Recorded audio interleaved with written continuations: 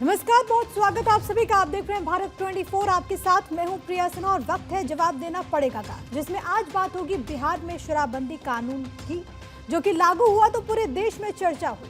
कोई इसके पक्ष में था तो कोई इसके विरोध में था, मगर ज्यादातर लोग इसके सपोर्ट में रहे। खासतौर पर महिला समाज सेवी वर्ग नीतीश के इस फैसले को मील का पत्थर बताने लगे। बिहार दूसरे राज्यों के लिए एक मिसाल बन गया, मगर अब इसी शराबबंदी कानून को लेकर पटना हाईकोर्ट ने तल्ख टिप्पणी की। कोर्ट ने दो टूक कहा कि शराबबंदी का ये कानून अवैध शराब और दूसरी अवैध वस्तुओं की तस्करी को बढ़ावा दे रहा है। हालांकि कोर्ट ने ये जरूर माना है कि सरकार अच्छी मंशा के तहत ये कानून लेकर आई थी। मकसद था नागरिकों का जीवन स्तर ऊपर उठे, समाज नशे की जद से बाहर आए, मगर कुछ कारणों की वजह से कानून गलत दिशा में भटक गया। आखिर पटना हाईकोर्ट ने ऐसा क्यों कहा? क्यों Bihar prohibition and excise act 2016 की आलोचना की? दरअसल एक याचिकाकर्ता मुकेश कुमार पासवान ने सरकार के फैसले को चुनौती दी। मुकेश पासवान पटना बाईपास थाने में इंस्पेक्टर के पद पर तैनात थे। उनके क्षेत्र में अवैध शराब की खेप मिली। शराबबंदी कानून के तहत यह नियम है कि जिस पुलिस अफसर के थाना क्षेत्र में अवैध शराब मिली, उस अफसर पर कार्रवाई जरूरी होगी। इस नियम के तहत मुकेश कुमार को इंस्पेक्टर के पद से डिमोट कर दिया गया। उन्होंने अपनी सजा के खिलाफ पटना हाईकोर्ट का रुख किया। जस्टिस पूर्णेंदु सिंह ने 29 अक्टूबर को ही यह फैसला सुना दिया, जिसे 13 नवंबर को हाईकोर्ट की वेबसाइट पर अपलोड किया गया। हाईकोर्ट की टिप्पणी इसलिए काफी अहम हो जाती है क्योंकि बिहार में शराबबंदी न सिर्फ बड़ा सियासी मुद्दा है, बल्कि समाज के लिए भी एक कानून काफी ज्यादा अहमियत रखता है। अपने जजमेंट के दौरान हाईकोर्ट ने पुलिस, एक्साइज, परिवहन और वाणिज्य कर विभागों की भी आलोचना की और कहा कि ऐसे विभाग शराबबंदी कानून की आड़ में अवैध कमाई कर रहे हैं। हमारे खास कार्यक्रम जवाब देना पड़ेगा में आज इसी मुद्दे पर हम चर्चा करेंगे। हमारे साथ मेहमानों का एक पैनल भी मौजूद है जिनके साथ हम चर्चा करेंगे। उनका परिचय आपसे करवा देती हूँ। इस वक्त हमारे साथ मौजूद है प्रभात रंजन, नेता जेडीयू के तौर पर हमारे साथ कनेक्टेड है। इसके अलावा हर्ष दहिया, वरिष्ठ वकील के तौर पर हमारे साथ मौजूद है। आप दोनों का स्वागत करते हुए बीजेपी और आरजेडी के प्रवक्ता आपसे थोड़ी देर के बाद हमारे साथ जुड़ेंगे, लेकिन सबसे पहले हर्ष आपके पास ही आते हुए और मैं चाहूंगी कि आप भारत 24 के दर्शकों को सरल भाषा में बताएं, हाईकोर्ट के इस जजमेंट के मायने क्या हैं? इसको जरा सरल शब्दों में आप डिकोड करें भारत 24 के दर्शकों के लिए। प्रिया जी, जैसा कि मैं ये हाईकोर्ट का जजमेंट पढ़ रहा था जो जस्टिस पुर्नेंदु सिंह ने दिया है, उसमें देखिए कहीं भी, जैसे आपने भी जिक्र किया कि कहीं पे भी ये नहीं कहा गया कि सरकार का जो ये एक्साइज नियम था जिसमें लिकर बैन किया गया वो बिल्कुल गलत है। उनकी बस ये टिप्पणी है कि इससे इलीगल लिकर ट्रेड बढ़ रही है और काफी सारे जो पुलिस वाले हो गए, स्टेट एक्साइज ऑफिसर्स हो गए, वो इस लिकर ट्रेड से काफी ज्यादा बेनिफिट पा रहे हैं कि इससे करप्शन में भी उनको क्या कहते हैं, ज्यादा बेनिफिट मिल रहा है कि वो करप्शन बढ़ रहा है कि भाई लिकर ट्रेड को, वो इलीगल लिकर ट्रेड को प्रमोट कर पा रहे हैं। तो वो है, तो कहीं पे भी पूरी जजमेंट में ये नहीं कहा गया कि जो सरकार का लिकर ट्रेड था, ओ सॉरी लिकर बैन था, वो किसी भी हिसाब से गलत है। ठीक है, हमारे साथ इस वक्त आलोक वत्स भी मौजूद हैं। आप नेता हैं भारतीय जनता पार्टी के, आपका भी स्वागत करते हुए आलोक जी मैं आऊंगी आपके पास, लेकिन प्रभात रंजन साहब आपके पास आते हुए, ये जब शराबबंदी कानून लागू किया गया था बिहार में, 2016 का वो वक्त था, तो काफ़ी ज़्यादा प्रशंसा हुई थी। हालांकि सियासत के इधर अगर मैं बात करूं तो महिलाएं काफ़ी खुश बताई जा रही थी। महिलाओं के बीच नीतीश कुमार काफ़ी ज़्यादा लोकप्रिय भी हुए। चुनाव में आपको एक तरीके से ये एक वोट बैंक के तौर पर भी फायदा पहुंचा। लेकिन उसके बाद बिहार में शराबबंदी को लेकर के जो तस्वीर सामने आई, अवैध शराब से, जहरीली शराब से जो मृत्यु हुई, उसके बाद अलग अलग जगहों पर छापेमारी के दौरान जो शराब पकड़ी गई, उसके बाद क्या अब ये नहीं लगता कि शराबबंदी का जो उद्देश्य था वो कहीं ना कहीं बहुत पीछे छूट गया है? देखिए प्रिया जी, जो बिहार में 2016 में शराबबंदी लागू की गई थी, उसका मूल उद्देश्य था कि लोग शराब ना पिए। जहरीली शराब की तो बात ही, लोग शराब ना पिए, इसके मूल उद्देश्य में यही था। और यह विशेष मांग महिलाओं की ओर से किया गया था, बिहार की आधी आबादी की ओर से किया गया था, जिसे कि माननीय नीतीश कुमार ने बखूबी समझा और पूरे टीम के साथ बैठक करने के बाद यही निर्णय लिया गया कि बिहार में शराबबंदी पूरी तरह से लागू किया जाए। तमाम स्वैच्छिक संगठन जो है, जो टाइप के भी संगठन, उन्होंने भी स्वागत किया। हाईकोर्ट का भी कई बार टिप्पणी पक्ष में ही आया कि हाँ, यह सही निर्णय है। कभी कभी जो घटनाएं होती है, फिलहाल जो भी जिसके लिए आप यह डिबेट बुलाई है, इसमें तो अभी हाई कोर्ट का यह निर्णय आया है कि किसी पुलिस लेकिन अधिकारी प्रभात जी, मेरा सवाल ये है कि क्या ये कह करके कि कभी कभी जो घटनाएं होती हैं, आप इस मसले को बहुत लाइटली नहीं ले रहे हैं क्या? अगर शराबबंदी है तो ढंग से लागू क्यों नहीं हो पा रही? क्यों शराब अभी बिक रही है? क्यों लोगों की जान जा रही है? अरे सिवान और सारण में देख लीजिए ना, कितनी मौतें होती हैं।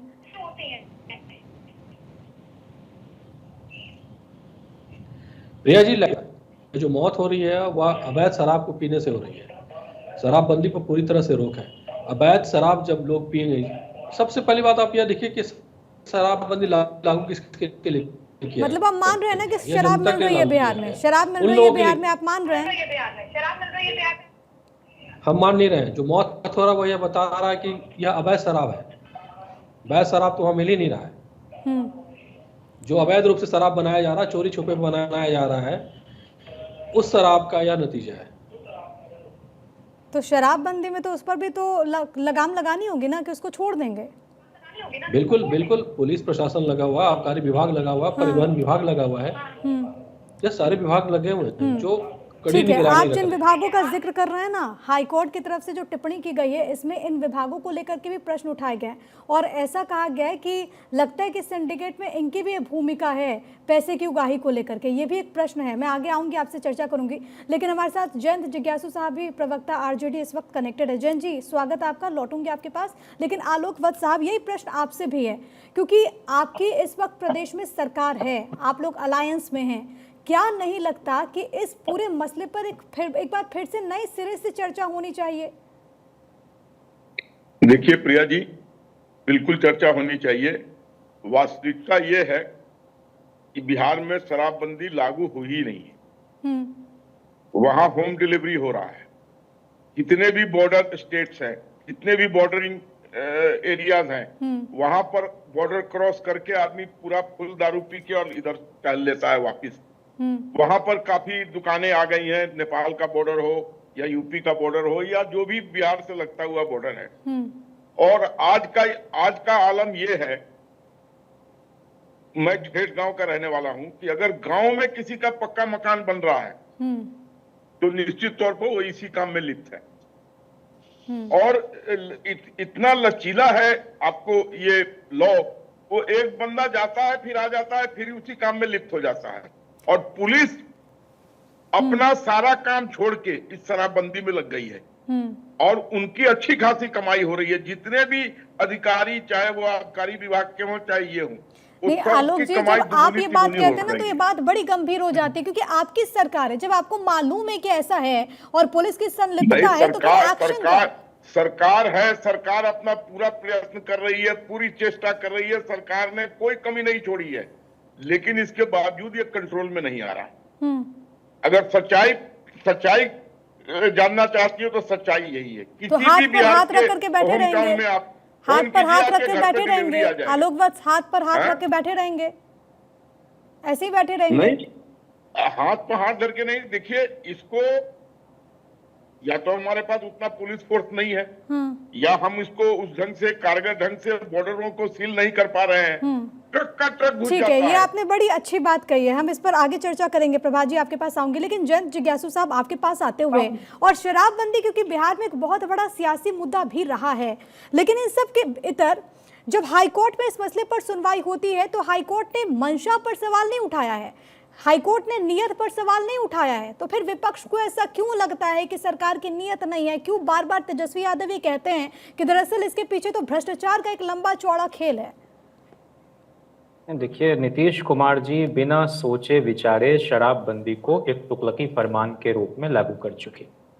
आप अगर तुलनात्मक ढंग से देखेंगी तो हम लोगों के शासनकाल में, लालू जी राबड़ी जी के मुख्यमंत्रित्व काल में शराब के इतने ठेके आपको नहीं दिखाई पड़ते।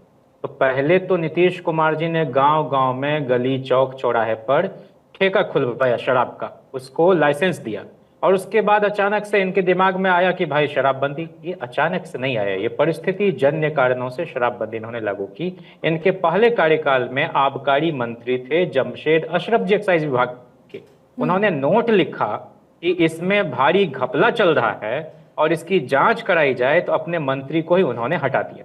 तो ये तो उसी कार्यकाल में ये जेल जाने वाले थे नीतीश कुमार जी, तो अपने आप को बचाने के लिए इनके अंदर संत की आत्मा प्रवेश कर गई। आज सच्चाई यह है कि 30,000 करोड़ की समानांतर अर्थव्यवस्था अवैध शराब के नाम पर लेकिन बिहार जन में चल जिज्ञासु रही है। साहब और मुझे ये जरा गठजोड़ बताइए है कि साल सत्ताधारी 2000 दल के नेताओं का। एक मिनट सुन लीजिए। साल 2016 में जब बिहार में पूर्ण शराबबंदी आई थी, जहां तक मुझे याद है, महिलाओं ने इसको लेकर के मोर्चा खोला था, महिलाओं ने मांग की थी, मानव श्रृंखला वहां पर बनी थी, महिलाएं लगातार मांग कर रही थी, तो मांग के अनुरूप तो फैसला लिया गया। हम तो कभी आपसे नहीं कर रहे, हम तो कह रहे हैं कि इस पर पुनर्विचार करने की आवश्यकता है कि शराबबंदी को लागू करने के जो तौर तरीके हैं उसमें गरीब परिवार के लोग नाहक पिस रहे हैं। जो दलित महादलित परिवार के हैं उनको आप जेल में ठूंस रहे हैं, वह परिवार किसी तरह से भरण पोषण कर पा रहा है। दुनिया भर में आपका जहां कहीं भी शराबबंदी को लेकर कड़े कानून हैं, आप देखेंगे कि शराब पीने वाले पर इतनी जुल्मत नहीं ढाई जाती है, बल्कि अवैध शराब बनाने वाले, जहरीली शराब के कारोबार में संलिप्त लोगों पर कठोर कार्रवाई सुनिश्चित होती है। यहां तो भाई पता है, ये तो माफियाओं की पौबारा है बिहार में। और आप देख लीजिए ना कि 3 करोड़ 46 लाख लीटर शराब की कागजों में बरामद हुई दिखाई जा रही है। और 20 ट्रक शराब के बिहार में घुसाने पर कोई एक टूटा फूटा ट्रक को जो है अब जब्त करवा दिया जाता है और कहा जाता है कि बड़े कड़े कानून यहां पर लागू हो रहे हैं। इसके लिए कौन दोषी है? क्यों नहीं कार्रवाई हो रही भाई? अवैध शराब से मरने वालों की संख्या हाल में 300 के पास पार चली गई थी। आप जान रही है कि सिवान और उधर छपरा के इलाके में किस तरह से हो रहा है। और इस पर सरकार पूरी तरह से एक तरह से सोई हुई है और अफसरों के फीडबैक पर काम कर रही है। इनके यहाँ जनप्रतिनिधि की हैसियत किरानी और चपरासी से ज्यादा नहीं है। ये नरेंद्र मोदी जी को कोसते हैं, जबकि नरेंद्र मोदी जी की कार्यशैली और नीतीश कुमार की कार्यशैली में कोई खास फर्क नहीं है। ये भी अपने सेक्रेटरी से फीडबैक लेते हैं, मिनिस्टर को समझते हैं कि पता नहीं ये कहां से उठ के आ गया। 2024 तक एक बात कहने देंगी कि मद्य निषेध विभाग की ओर से निषेध कानूनों के उल्लंघन से संबंधित कुल 8.43 लाख मामले दर्ज किए गए हैं, जिनमें कुल 12.7 लाख लोगों को अब तक गिरफ्तार किया गया है। अब बताइए कि डीएसपी या उससे ऊपर के रैंक के अधिकारियों में कितने लोग बर्खास्त हुए, कितने लोगों को सजा हुई है। और प्रतिदिन पुलिस और एक्साइज डिपार्टमेंट की ओर से लगभग 6600 छापेमारी होती है। उसके बावजूद शराब की अवैध तस्करी क्यों नहीं रुक रही है? गृह मंत्री तो खुद नीतीश कुमार जी हैं और बीजेपी के जो प्रवक्ता है बैठे हुए वो स्वयं भी आपसे सारी हकीकत बयां कर रहे हैं। तो कोई समन्वय है क्या इस सरकार में? जवाब तो लीजिएगा ना, एक मिनट रुक जाइए। जी बोलिए ना। जवाब देंगे प्रभात जी, लेकिन हर्ष जी कुछ कहना चाह रहे थे, उनको जोड़ लेने दीजिए, उसके बाद प्रभात जी आपके पास आऊंगे। हर्ष जी। प्रिया जी देखिए, इस डिबेट से एक बात तो स्पष्ट हो गई है कि हर कोई मानता है कि सरकार का फैसला ठीक था कि ये लिकर बैन किया जाए, बट जो इसकी इम्प्लीमेंटेशन है कहीं ना कहीं उसमें कमी रही है। और ये पुलिस प्रणाली की थोड़ी क्या कहते हैं खामी है कि वो प्रॉपर इम्प्लीमेंटेशन नहीं हो पा रहा। इसमें दूसरा पक्ष ये है जो मैं समझता हूं कि जो हमारा प्रैक्टिकल एक्सपीरियंस रहा है कि complete liquor ban is not the solution. आप समाज में जब इतने लोग शराब पीते हैं तो पूरी तरीके से आप शराब को खत्म नहीं कर सकते, लेकिन आप लिकर को इतना कंट्रोल कर दीजिए कि बार्स में एक सीमा हो कि वो एक सीमा से ज्यादा किसी भी सिंगल पर्सन को या किसी ग्रुप को सर्व ना कर पाए। देखिए, ड्रिंक एंड ड्राइव पे एक ज्यादा से ज्यादा कड़ी कार्रवाई हो, उसमें सीधा जेल का प्रावधान होना चाहिए। ड्रिंक एंड ड्राइव में ये जो छोटे छोटे फाइन लगा के हम छोड़ देते हैं, गाड़ी जब्त कर लेते हैं या फिर एक ब्राइब दे के छूट जाता है, तो वो बहुत ही गलत है। आप कल का ही इंसिडेंट देखिए, देहरादून में एक इनोवा का एक्सीडेंट हुआ है जिसमें 6 बच्चों ने अपनी जान गंवाई। पता चल रहा है कि उसमें उन्होंने शायद ड्रिंक की हुई थी और किसी बीएमडब्ल्यू के साथ वो रेस करने लग गए। यानी कि हर चीज जो मैं समझ पा रही हूं वो आप ये कह रहे हैं कि इसके इम्प्लीमेंटेशन पर ज्यादा ध्यान देने की जरूरत है। प्रभात जी आपके पास आते हुए और सवाल कंप्लीट बैन ना होके लिकर ट्रेड को कंट्रोल किया जाए बहुत स्ट्रिक्टली। ठीक है प्रभात जी, इन तमाम सवालों का जवाब दीजिएगा। और आरजेडी ने भी कई सारे प्रश्न उठाए हैं कि अवैध शराब को लेकर के जो कार्रवाइयां हो रही हैं वो छोटे लेवल के लोगों पर हो रही है, जो माफिया हैं वो ऐसे ही घूमते हैं। आपके अपने साथ ही बीजेपी भी सवाल उठा रही है। आलोक वत्स साहब कह रहे हैं कि कहीं ना कहीं जो बॉर्डर एरियाज है वहां पर सख्ती करने की आवश्यकता है। क्या नहीं लगता अगर शराबबंदी हुई भी 2016 में, अगर नीतीश कुमार ने फैसला लिया भी, तो इन तमाम विषयों पर तो चर्चा हुई होगी ना? ऐसे उठ करके एक दिन तो शराबबंदी का फैसला नहीं ले लिया होगा।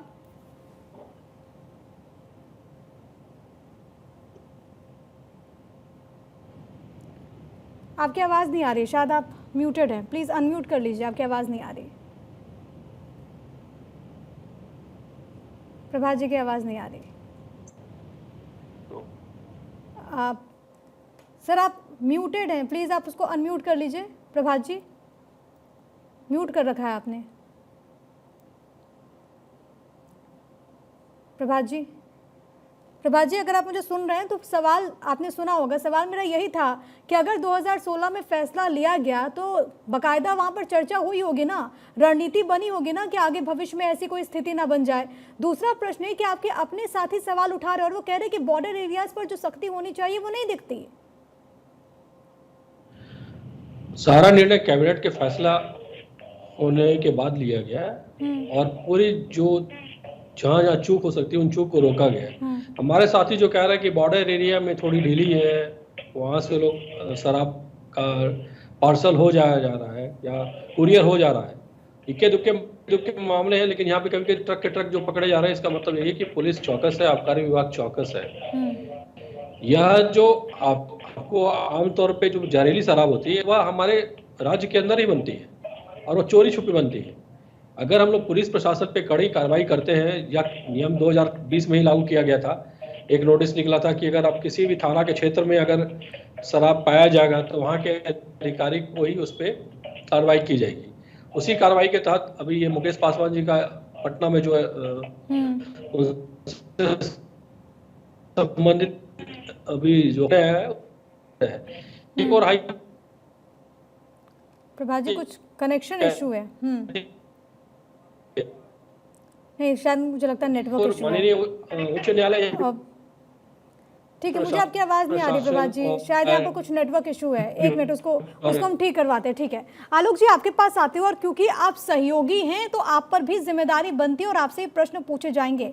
जब आज हम इस विषय पर चर्चा कर रहे हैं तो सर, सिवान से एक ऐसी खबर सामने आई है जहाँ पर एक बार फिर से जहरीली शराब पीने से मौत हुई है। किसकी जिम्मेदारी है? अगर बिहार में शराबबंदी है तो फिर मौतें क्यों हो रही है? आलोक जी, देखिए, जिम्मेवारी तो प्रिया जी सरकार की ही बनती है। और मैं आपको बता रहा हूं कि ये जो इलिसिट लिकर है, कुछ जो बना के लोग इधर उधर डिस्ट्रीब्यूट कर रहे हैं, इससे छपरा में, सिवान में लगातार मौतें हो रही हैं। तो इसके इम्प्लीमेंटेशन पे अभी और सख्ती करने की जरूरत है। और बॉर्डर्स को पूरी तरह, देखिए ट्रक का ट्रक घुस जाता है, full truck load of liquor, और यकीन मानिए अगर 10 ट्रक घुसता है तो एक ट्रक पकड़ा जाता है।